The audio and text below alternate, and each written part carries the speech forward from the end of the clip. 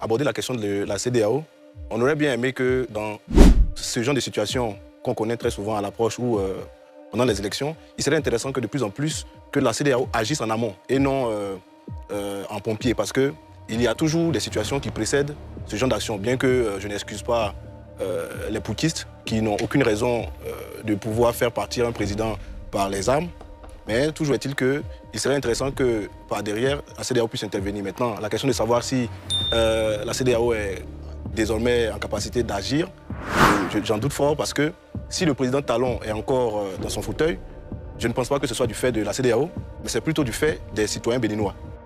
Aujourd'hui, quand on prend la chronologie des coups d'État qui ont eu lieu dans la sous-région, que ce soit au Burkina, au Mali, en Guinée ou au Niger, très souvent, le coup d'État a lieu, les militaires viennent à la télévision pour acter le coup d'État, et puis il y a la population qui sort pour acter les faits. Malheureusement, ceux du Bénin n'ont pas eu cette chance-là. La population n'a pas suivi. Malheureusement ou heureusement? Malheureusement, pardon. Malheureusement. Malheureusement pour eux, la population n'a pas suivi. Et donc, c'est ce qui, pour moi, justifie le fait que le président Talon soit encore là. Parce que sinon, l'intervention de la CEDEAO n'aurait peut-être pas eu lieu. Donc, pour terminer, il serait intéressant que de plus en plus, la CEDEAO prenne la mesure des choses pour agir en amont. Parce que très souvent, on a plutôt l'impression qu'elle intervient comme une sorte de syndicat pour protéger ses membres qui sont les plus fidèles. Parce qu'il y a des coups d'État, malheureusement, que la CEDEAO a adulé. Comme tout à l'heure, nous avons vu sur les images, le président du Gabon, qui est venu à l'issue d'un coup d'État, était bien à la cérémonie de prestation du président élu démocratiquement en Côte d'Ivoire. Voici ce sur quoi je voudrais terminer. Kalilou Koulibaly, ce 2 poids 2 mesures de la CEDEAO dénoncé par certaines personnes, on a un peu vu et suivi le débat. Quel est votre avis? Qu'est-ce que vous appelez 2 poids 2 mesures? Certains estiment que pour certains coups d'État, la CEDEAO intervient, arrive à porter un secours, comme le cas du Bénin. Pour d'autres coups d'État, la CEDEAO laisse faire et souvent salue. Je pense que comme toute bonne organisation a tiré leçon de son passé.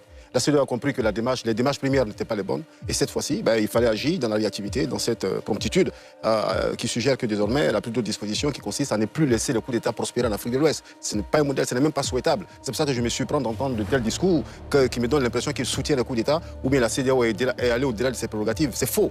Mais attends, Evelyne, les pays sont souverains, les pays membres de la CEDEAO sont souverains. Ils étaient 15, aujourd'hui il reste 12. Il y a 3 qui sont partis du fait des coups d'État.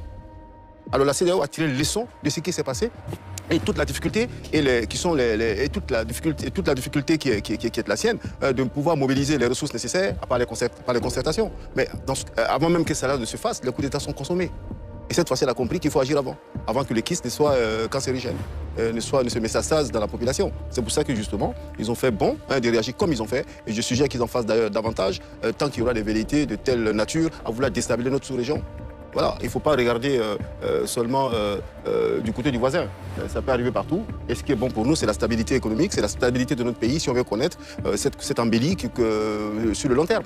Donc, franchement, je ne comprends pas ces postures-là.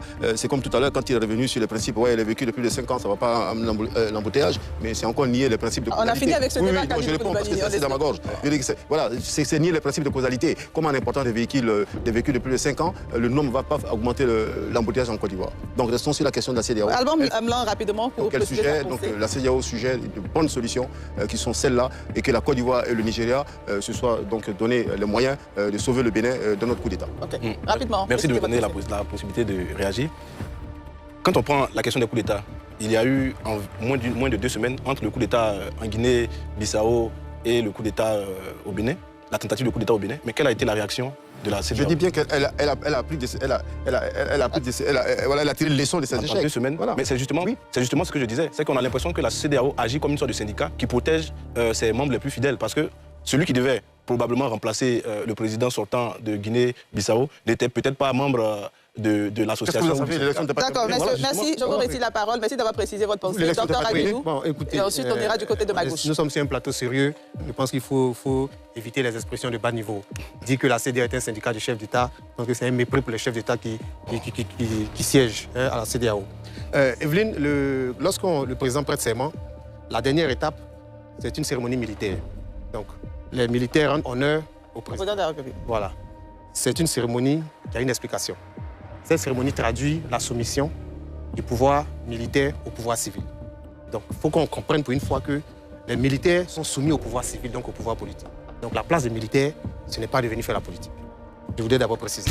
Contrairement à ce que d'autres personnes pensent, lorsque vous faites le cours de droit communautaire, lorsque vous étudiez les institutions sous-régionales, vous allez comprendre que l'une des meilleures institutions sous-régionales qui fonctionne, je dis bien en Afrique, c'est bel et bien la CEDEAO. La CEDEAO fonctionne mieux même que l'Union africaine. Dans les années 90, on a connu l'ECOMOG. Dans les années 90, avec toutes les interventions de l'ECOMOG dans différents pays. L'ECOMOG a cessé de fonctionner pour des questions de moyens, parce qu'à un certain moment donné, il n'y avait plus de moyens. Le Nigeria, celui qui pesait la plus grosse partie des dépenses, n'était plus en mesure d'assumer, avec la crise en Côte d'Ivoire également. Donc, ce qui a fait que l'ECOMOG a perdu de sa veuve. Maintenant, si aujourd'hui les chefs d'État ont pu se mettre d'accord sur un certain nombre de mécanismes pour pouvoir agir, je pense que c'est quelque chose à saluer. C'est pourquoi il faut saluer la réaction de la CEDEAO au niveau du Bénin. Je ne pense pas qu'il y a deux poids, deux mesures. Les coups d'État sont à proscrire et il faut vraiment faire tout pour ne pas que ces coups d'État prospèrent. Et vous avez dit quelque chose tout à l'heure, je vais juste préciser que le Gabon ne fait pas partie de la CEDEAO. Donc la CEDEAO ne peut pas applaudir un coup d'État au Gabon. Merci. Dr Kamenan Yoboué. Oui, moi, cette situation me dérange un peu, dans la mesure où j'observe une traînée de coups d'État dans la sous-région.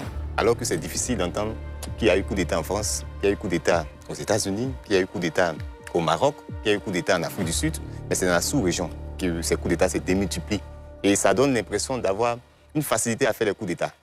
Moi, ça me dérange en tant qu'observateur. Le deuxième élément, c'est l'attitude même du président du Nigeria. Lorsqu'il y a eu le coup d'État, il s'est passé en Guinée-Bissau, il avait dit qu'il n'avait pas reçu l'autorisation du Parlement pour intervenir. Et lorsqu'il y a eu le coup d'État au Bénin, la tentative de coup d'État au Bénin, et là, je ne pense pas au regard de la réaction même des parlementaires, il n'a pas obtenu l'autorisation, mais il a donné l'ordre pour que des avions soient dépêchés pour intervenir. Donc toutes ces situations-là fragilisent un peu le leadership même de cette institution qui pour moi, elle est prestigieuse.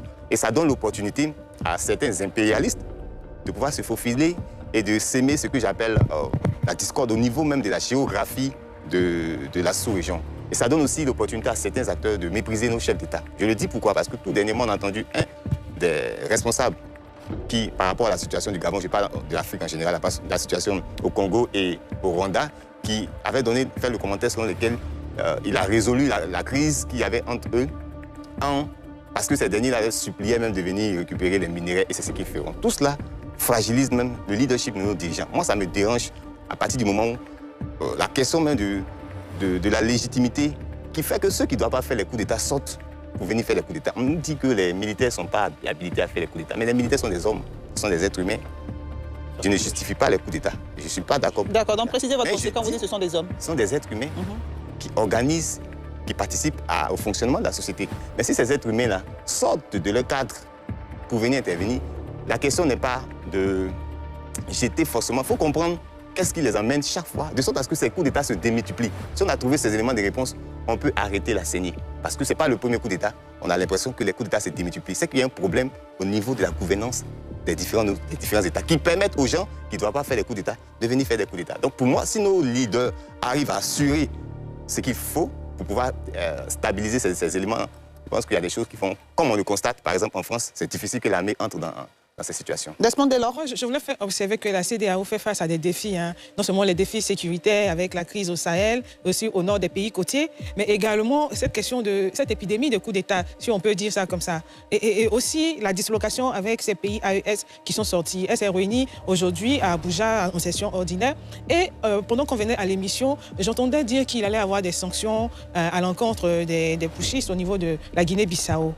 Et là, je disais, mais attention, est-ce qu'on va aller de sanction en sanction parce qu'il y a eu un push? Quand on sait que, par exemple, sur la situation de la Guinée-Bissau, il y a des intellectuels, des mouvements citoyens, des organisations de la société civile, jusqu'à 17 au niveau de la région, qui ont demandé justement à la CEDEAO, comme elle a fait au Bénin, de prendre ses responsabilités et de donner les résultats, de faire en tout cas communiquer les résultats de la présidentielle en Guinée-Bissau, parce que selon ces organisations, dont un ancien président de la République du Cap-Vert, qui est signataire également de cette position-là, la constitution de la Guinée-Bissau permet de dire le résultat. Et qu'aujourd'hui, la CEDEAO a décidé de prendre ses responsabilités, qu'elle aille jusqu'au bout, justement, pour faire sortir du champ de l'action. Mais Evelyne, s'il vous plaît, c'est important, ce sujet, quand on l'aborde, on reste souvent dans la région. Mais regardons, c'est un problème, aujourd'hui, on est dans un monde de prédation.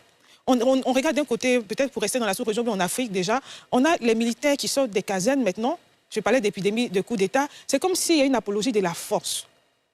qui se passe. Moi, ça me dérange. C'est comme si apologie de la force et que le monde est devenu cruel, méchant. C'est le militarisme qui prend le devant. Et aussi, en se basant, en surfant sur le désir d'émancipation et sur le faux néo-panafricanisme. Parce que le panafricanisme lui-même est détourné et on surfe sur des discours panafricanistes qui, en réalité, ne sont pas des discours panafricanistes, mais c'est juste la boulimie du pouvoir.